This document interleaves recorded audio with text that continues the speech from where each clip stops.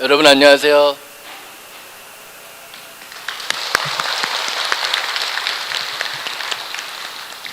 오늘 여러분한테 이제 법당 설명을 드리려고 합니다. 우리가 그래요. 이 그림도 말이죠. 그림도 아무리 아름다운 그림이라도 그냥 보는 것보다는 이왕이면 그 설명을 듣고서 보면 그림이 더 아름다울 수 있고, 또 이게 우리가 먹는 음식도 아무리 맛있는 음식이라도 그냥 먹는 것보다는 그 음식에 관한 설명을 듣고서 먹으면 더 맛있고 더 좋지 않겠어요? 그죠? 나한테 더 피가 되고 살이 되고 그럴 수 있을 거란 말이죠. 그래서 우리 법당도 아무리 좋은 곳이라도 우리가 이왕이면 그 의미를 알고 보면 더 좋지 않을까. 그래서 이런 마음으로 여러분들한테 조금이라도 좀 도움이 될까 해서 제가 아는 범위 내에서 이렇게 설명을 드리려고 합니다. 우리가 있는 이 법당의 이름은 이제 여러분들 잘 아시다시피 저 앞에 밖에 보면 이제 대불보전, 밖에 있기 때문에 여기서 안 보입니다. 대불보전 이렇게 쓰여 있습니다. 위대한 불보살님께서 계신 곳이다 이거죠. 자, 그러면 이 법당에 어떠한 부처님과 어떤 보살님들이 계신가, 그것을 이제 제가 말씀드리려고 합니다. 자, 여기 그 맨 가운데 중앙에 딱 앉아 계신 부처님이 어떤 부처님인지 아시죠?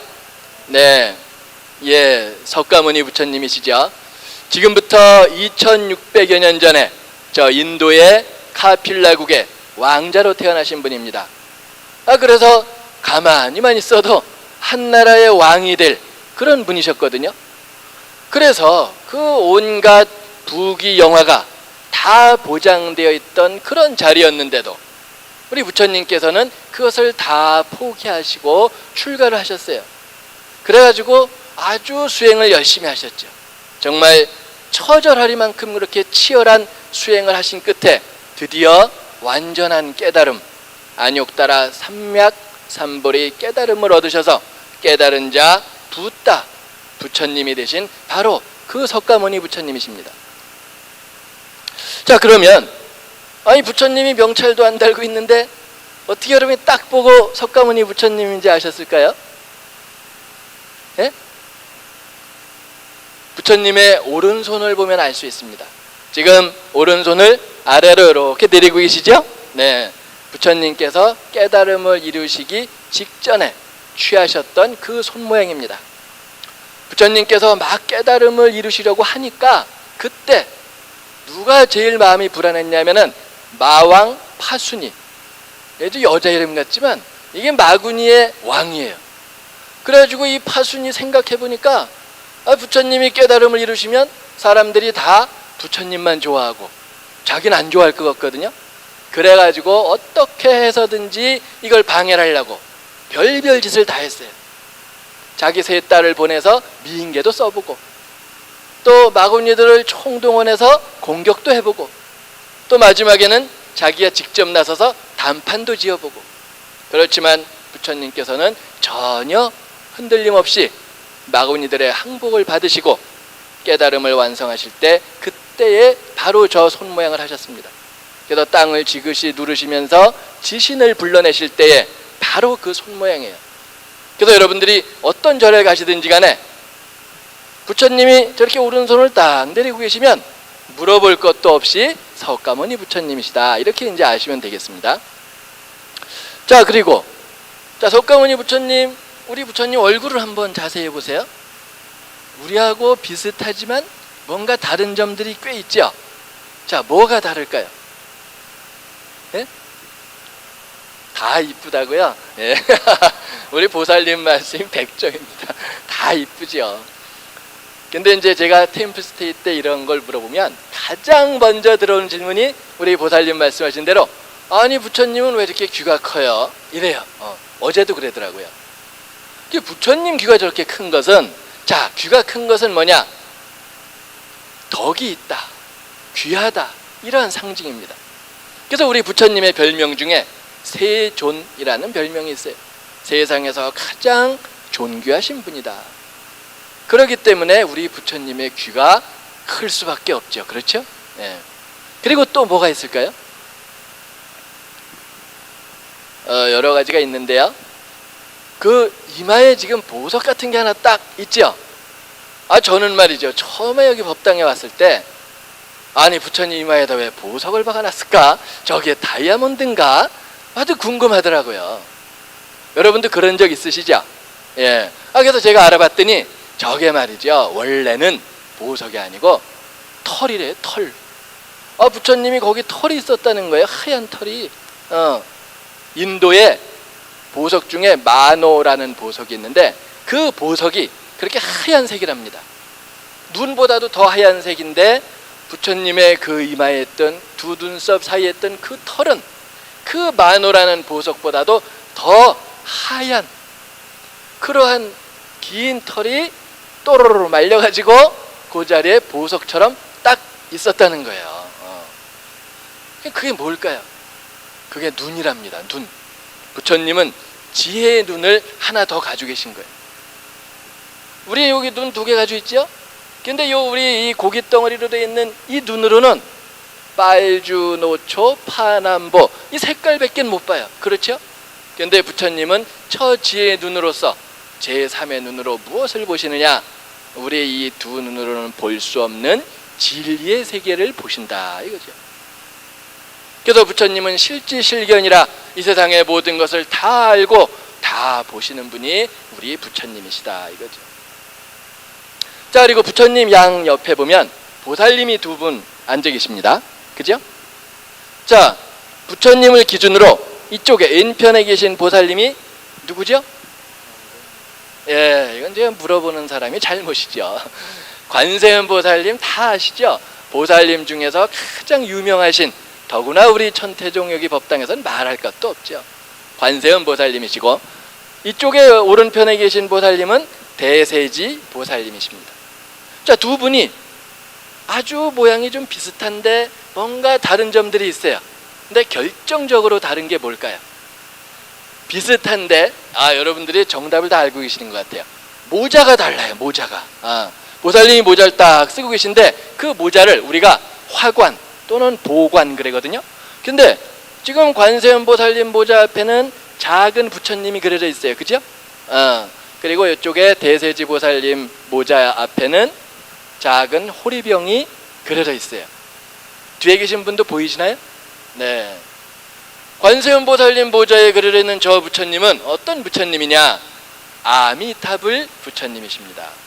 그럼 왜 관세음 보살님은 아미타 부처님을 모시고 있을까요? 관세음 보살님의 고향은 극락이거든요.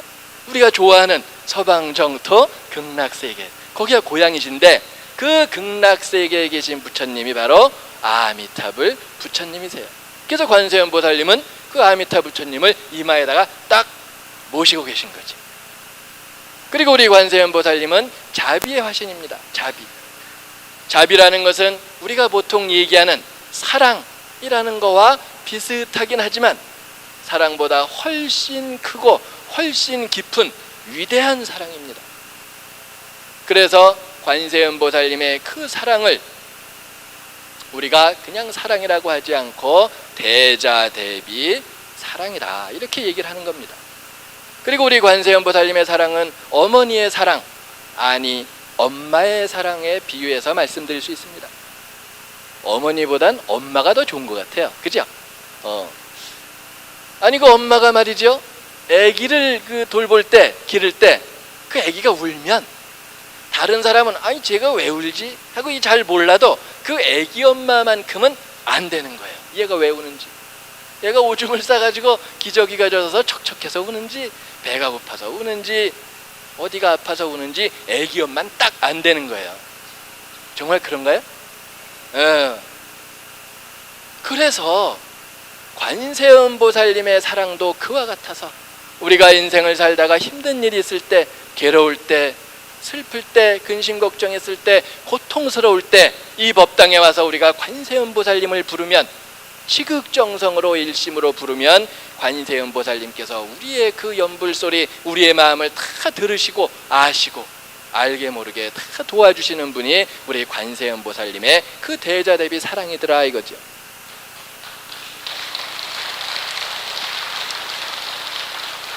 그래서 아까 우리 법사 스님께서도 말씀하셨죠. 연불할 때는 어떤 마음으로 하라셨죠? 아기가 엄마를 찾는 그 간절한 마음으로 그렇게 하면 다 통하는 거죠. 관세음보살님이 다 알고 여러분들을 도와주시는 그러한 대자대비의 보살님이시더라 이거죠. 자, 그러면 우리 대세지보살님은 자, 모자 앞에 저 병이 있다고 그랬죠? 저 병의 이름은 보병, 보배 보자 써가지고 보병입니다. 그럼 저 병 속에 뭐가 들었을까? 저는 그것도 궁금하더라고요. 나는 왜 이렇게 법당에 들어오면 궁금한 게 많은지. 그래서 이제 제가 그런 것을 이제 좀 이렇게 알아봤다가 이제 오늘 여러분들한테 혹시 도움이 될까 해서 말씀드리는 거예요. 자, 저 보병 속에는 경전에 보면 광명이 들어있다 이렇게 돼 있어요. 여러 가지 광명, 광명은 빛이지요. 햇빛, 별빛, 달빛, 아니 그 이상의 모든 광명을 다 저 병 속에 가득 채워가지고 계시다가 우리가 마음 공부하다가 마음에 장애가 생기면 그 장애를 저 광명으로서 녹여주신다 이거죠. 우리의 업병을 다 고쳐주시는 분이다 이거죠. 그리고 대세지보살님은 지혜의 상징, 위신력의 상징, 파워, 힘의 상징입니다. 그래서 대세지보살님이 한 발짝만 내디디셔도 이 삼천대천 세계 우주가 크게 진동을 한다는 거예요. 그래서 마구니들 궁전까지 흔들린대요. 그래서 마구니들이 놀래가지고 꼼짝을 못한다는 거예요. 그렇게 마구니들을 제압해서 우리를 도와주시는 분이 대세지보살님이시더라 이거죠. 신기하죠? 예, 우리 불교에는 이 법당에는 정말 신기한 게 많습니다. 예. 자, 그리고 대세지보살님 오른편에 자 저쪽에 한복을 입고 앉아 계신 분 이번엔 물어보지 않겠습니다. 상월원각 대조사님이시죠.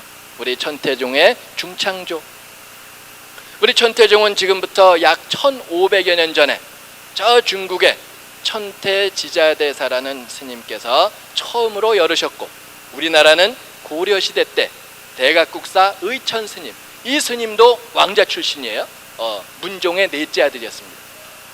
대각국사 의천스님께서 우리나라에 천태종을 들여오셨습니다. 그런데 조선시대에 안타깝게도 숭유억불 정책 때문에 우리 천태종이 은몰되어 있던 것을 우리 대조사님께서 해방 이후에 저 소백산에 구인사를 창건하시면서 억조창생 구제중생 대원력으로서 우리 천태종을 중창하시고 우리나라의 불교를 크게 발전시키신 분이죠. 그래서 상월원각 대조사님이시고요. 조사님에 관해서는 그동안에 여러 스님들께서 많이 말씀을 해주셨고, 오늘도 법사 스님께서 아주 그 재밌는 얘기를 곁들여서 얘기 많이 해주셨죠. 그래서 저는 더 이상 보탤 건 없을 것 같습니다. 근데 이제 다만 저는 조사님을 뵐 때마다 어떤 생각이 드느냐면은 참으로 감사합니다, 고맙습니다, 그런 생각이 들어요. 왜냐하면은 여러분, 제가 이 춘천 근방에 있는 사찰 절을 거의 다 가봤습니다. 수십 군데를 다 가봤는데 우리 이 법당처럼 이렇게 크고 좋은 이런 법당이 있을까요, 없을까요? 없어요. 예.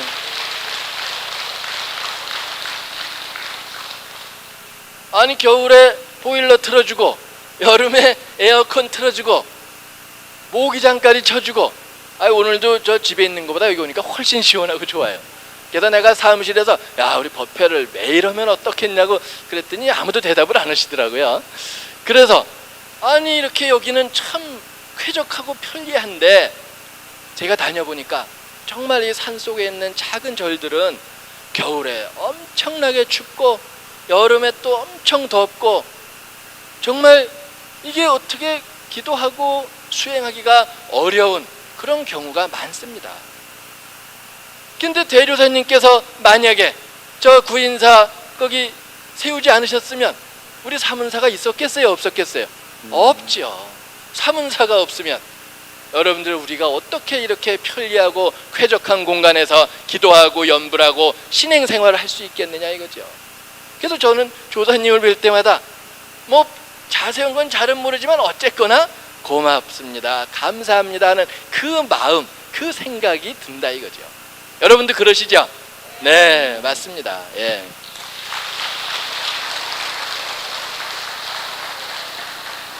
그리고 조사님이 앉아 계신 자리, 우리 보살님, 그 다음에 부처님이 앉아 계신 자리를 보면 우리 불보살님들께서 방석에 앉아 계신 게 아니고 의자에 앉아 계신 게 아니고 어디에 앉아 계시죠?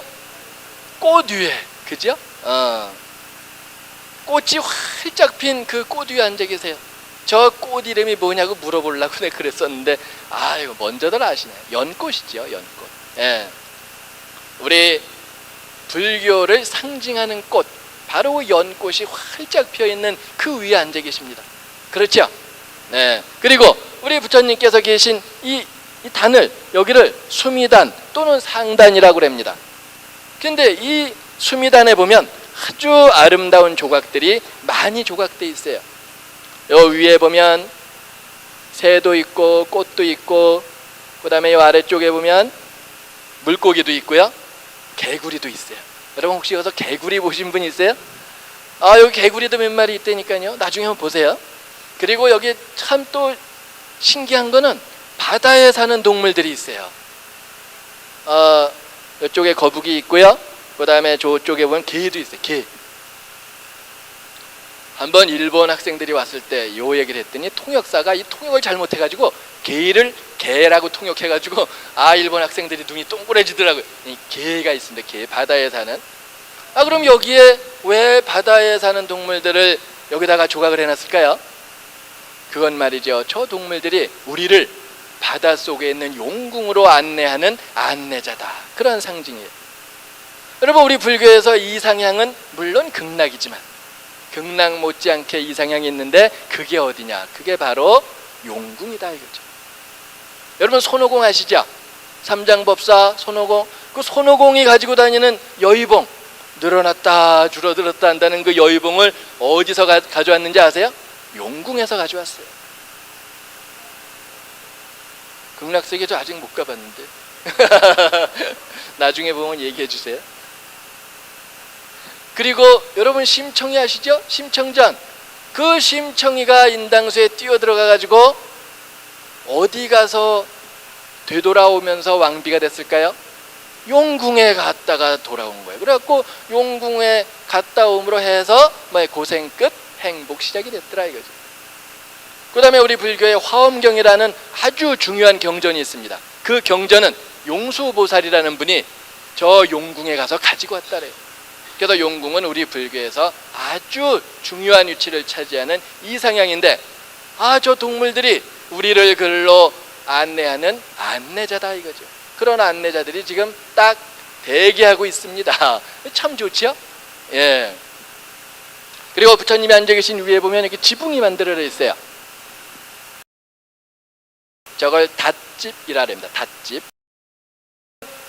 저 부처님 비 맞지 마시라고 만들어 놨느냐? 그게 아니고 부처님께서 룸비니 동산에 태어나시기 전에 어디 계셨느냐? 전생에 도솔천이라는 하늘나라, 도솔천 들어보셨죠? 그 하늘나라에 내원궁이라는 궁전에 계셨다고 그래요. 그래서 그 내원궁 궁전을 상징화해 놓은 것입니다.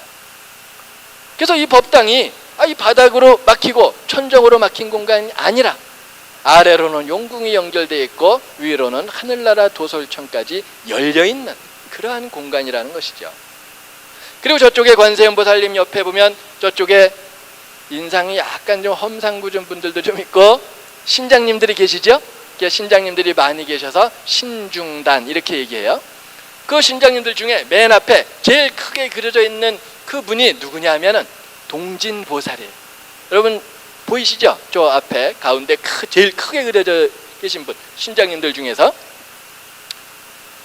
머리는 봉황의 깃털로 장식한 투구를 쓰시고 손에는 84,000근이나 되는 강력한 무기를 들고 계십니다. 저 자세히 보면 삼지창 같기도 하고 칼 같기도 한데 저 무기 이름이 뭐냐면은 뭘까요? 금강저예요. 여러분 금강저 들어보셨죠? 우리 천태종 종기 마크 가운데 딱 있는 거, 우리 저 조사님 뒤에 보면 우리 천태종 마크 그려져 있죠? 그 가운데 딱 있는 거 저게 금강저예요. 이 금강전은 무엇이냐? 이 세상에 그 어떤 것도 깨부수지 못할 게 없고 끊어내지 못할 게 없는 강력한 겁니다. 아까 법사 스님께서 우리가 도통하려면 세 가지 하라 하셨죠? 뭐랬죠? 고치고 끊어내고 지키고. 스님 맞나요? 네. 예. 근데 거기서 두 번째 끊어내는 거, 우리의 번뇌망상을 끊어내고 우리의 부정적인 마음, 나쁜 마음을 끊어내야 되는데 그게 잘 될까요? 안 될까요? 잘 안 돼요. 그걸 작살내는 겁니다. 그거를 끊어주는 그것이 바로 금강저의 위력입니다. 그래서 우리의 그 끊어낼 것을 확실하게 끊어냄으로 해서 우리를 마음을 깨끗하고 평화롭게 해서 우리가 깨달음의 세계, 행복의 세계로 갈 수 있도록 도와주시는 분들이 저기 계신 신장님들이신 거죠. 그리고 맨 저쪽 벽에 보면 크게 그려져 계신 분이 있죠. 네, 저분이 누구시죠? 지장보살님. 예, 지장보살님은 주로 활동 부대가 어디냐면은 지옥이에요. 아, 그럼 뭘 잘못해서 지옥까지 가셨을까요? 잘못해서 가신 게 아니라 지옥 중생을 구제하러 가셨다 이거죠. 아, 그래서 지옥 중생을 다 구제하고 지옥이 텅텅 빌 때까지 나의 서부를 뒤로 미루겠다, 이런 큰 서원을 세우신 분이 지장보살님이세요. 그래서 우리가 사홍서원할 때 제일 첫 번째가 뭡니까? 중생을 다 건지오리다.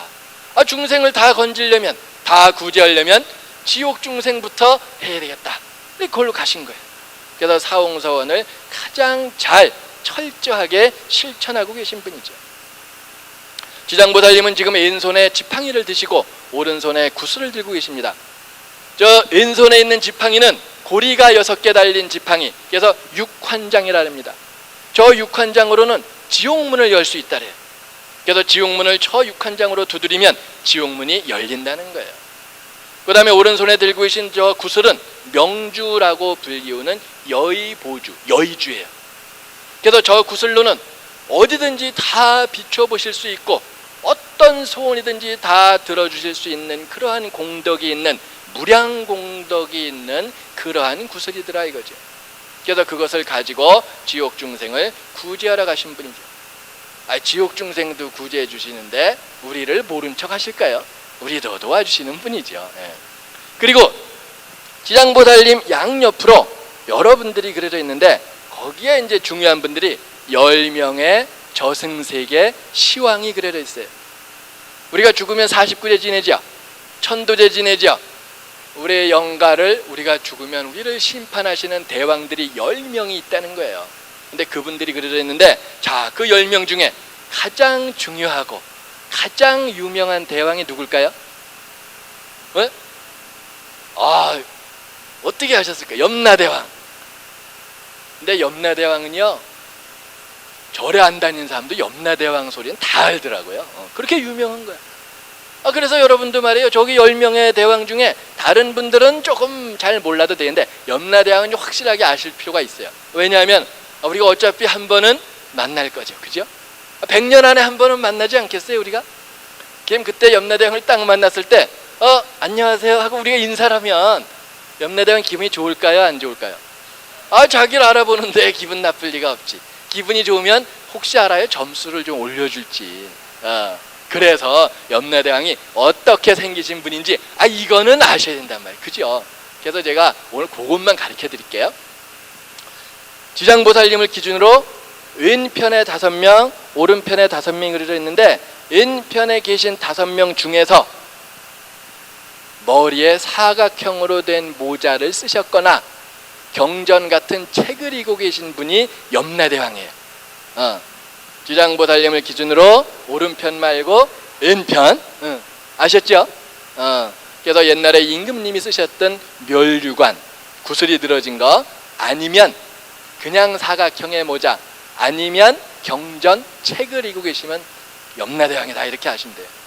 그래서 이 다음에 염라대왕 만났을 때 여러분들이 딱 인사를 하면 염라대왕이 날 어떻게 알아? 이러면 여러분들이 사문사 일요가족법회에 가서 설명을 들었습니다. 이러면 얼마나 좋으냐 이거예요.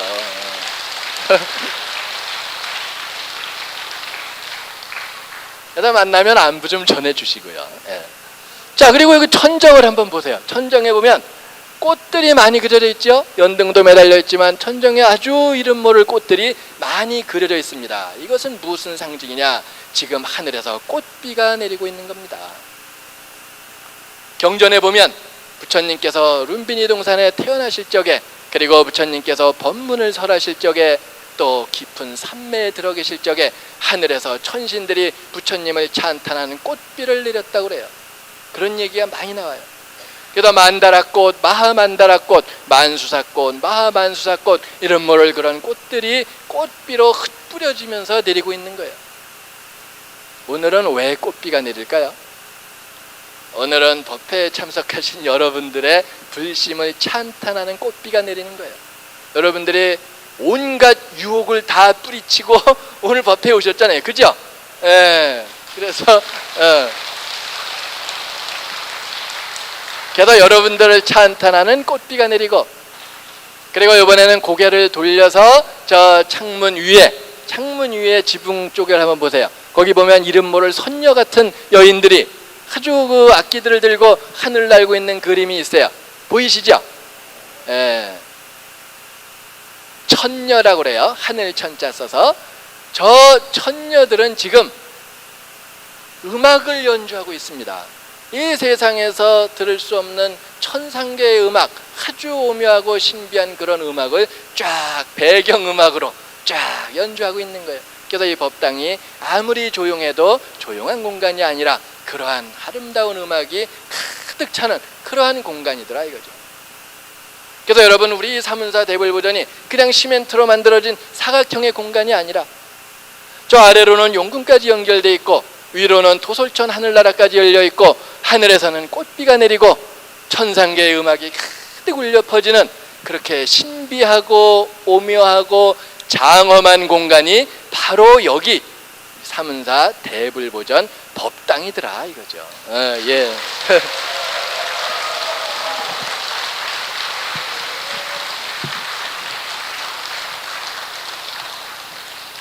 자, 여러분 어떠세요? 우리 아까 법회 시작하기 전에 여러분들이 봤던 법당하고 지금 설명을 듣고 이렇게 보시면 그래도 뭔가 좀 달라 보이지 않습니까? 그렇죠. 예. 그래서 이런 말이 있어요. 세상은 있는 대로 보이는 것이 아니라 보는 대로 있는 것이다. 우리 생각에는 세상이라는 게 뭐가 딱 정해져 있는 게 있고 그 속에서 내가 그 정해져 있는 세상을 보고 산다 이렇게 생각을 하지만 부처님께서는 아니다. 그건 착각이다. 세상은 있는 대로 내 눈에 보이는 것이 아니라 내가 보는 대로 존재하는 것이다. 그래서 보는 내 마음이 변하면 세상이 변하는 겁니다. 현실이 바뀌는 거예요. 이게 뭡니까? 그야말로 일체유심조죠. 자, 그래서 이제 토요일부터 우리 백중 천도대가 시작이 됩니다. 그렇죠? 그래서 여러분들이 이왕이면 말이에요. 내가 우리 조상님들 이번에 천도에 동참해야 되겠다. 이런 마음을 가지고 계시다면 이왕이면 이렇게 신비하고 오묘하고 장엄한 이 법당에서 조상님 천도로 하면 천도가 더 잘 되겠죠. 그죠? 예. 그래서 예.